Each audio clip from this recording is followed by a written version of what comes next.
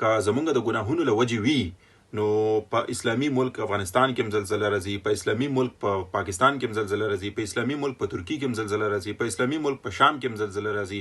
نو دا ټول اسلامي ملکونه دا ناانصافه دي، دا فحاشه دي، او دا برطانیا او د امریکا دا پرهیزګاره دي، دا چې کوم د ایماندار دي. د طاعون بیماري له وجې 25,000 صحابه او تابعین د مرګ خولې ته ورغلل. اوس زه تاسو نه دا تپوس کوم که تاسو په هغه دور کې وی نو تاسو به کوم قسمه الزامونه لګول؟ چې د زلزلې هم راغلي او تاسو دا الزامونه لګوئ چې وایي دا ګناهونه ډېر زیات دي او داسې الزام، فتوا، ججمنټ، ګټ فیلینګز، اظهار دا زمونږ یو عادت جوړ شوی دی. د افغانستان په هرات کې 6.3 میګنیچیوډ 2 ډېرې غټې زلزلې وشوې او په زرګونو خلک مرګ خولې ته ورلو.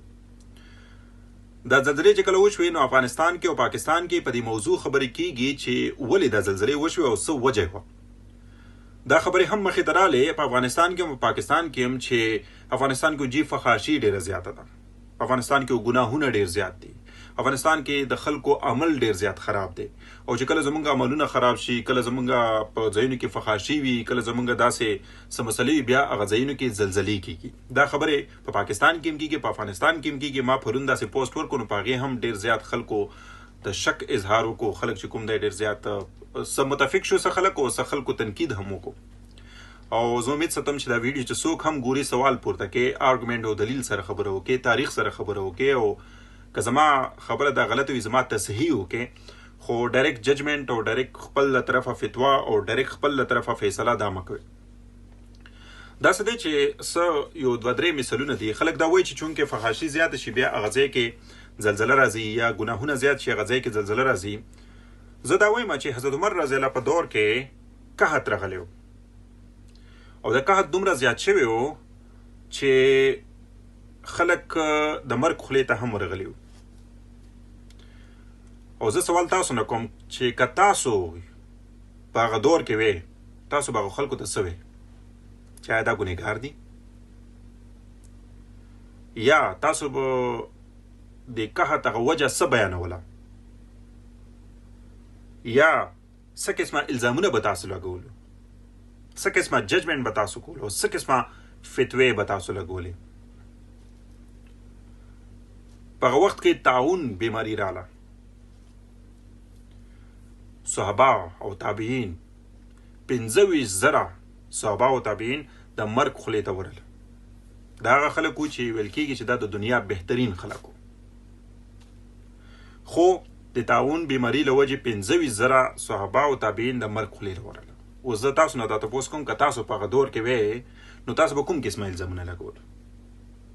او دا اوس ونه وایي چې مونږ به نه مونږ به هېڅ الزام هم نه لګولو، داسې هسې، بلکې کورونا هم راغلي وه او تاسو هم دا الزامونه لګولو چې وایي ګناهونه ډېر زیات دي او داسې هسې، او د زلزلې هم راغلي او تاسو دا الزامونه لګوئ چې وایي دا ګناهونه ډېر زیات دي او داسې هسې.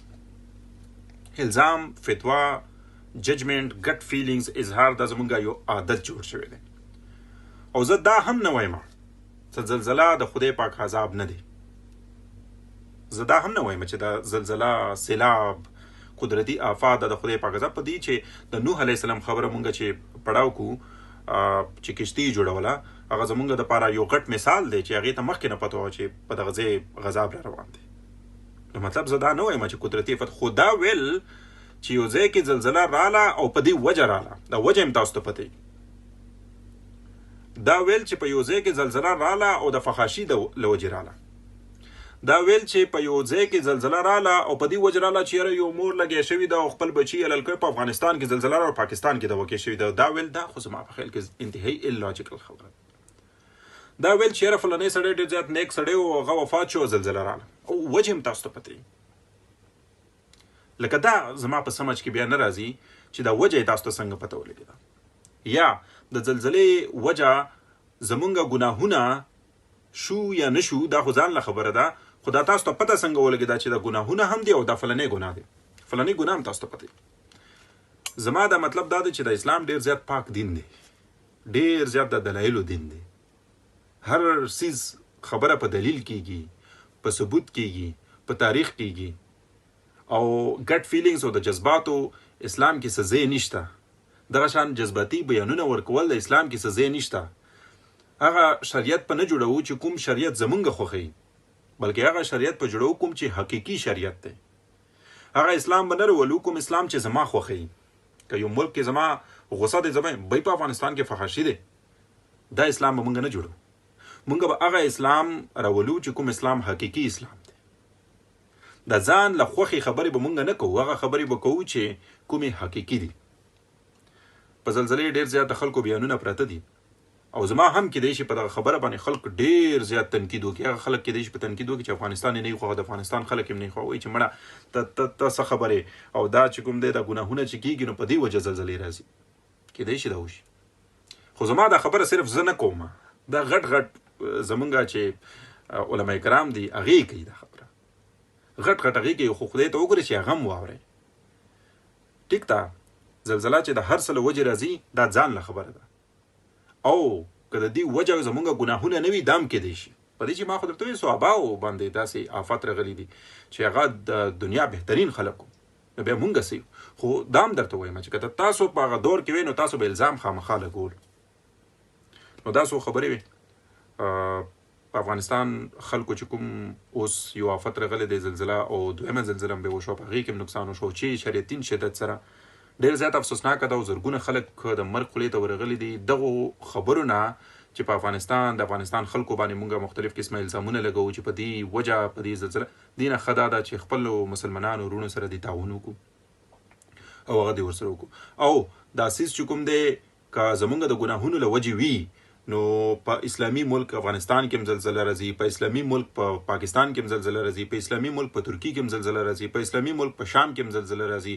نو دا ټول اسلامي ملکونه دا ناانصافه دي، دا فحاشه دي او دا برطانیا او د امریکا دا پرهیزګاره دي، دا چې کوم د ایماندار دي او په دې کې هیڅ قسمه فحاشي نشته. ستاسو مطلب خو دا خو نه وي چېرته. نو په دغو خبرو لږ به غور کوو چې الزام به ډایرکټ نه لګو، خپل د ګډ فیلینګز اظهار به ډایرکټ نه کوو، بلکې په دغه وختونو کې به خلکو سره تعاون کوو، مدد به کوو او سترګې به نه پټو. مننه.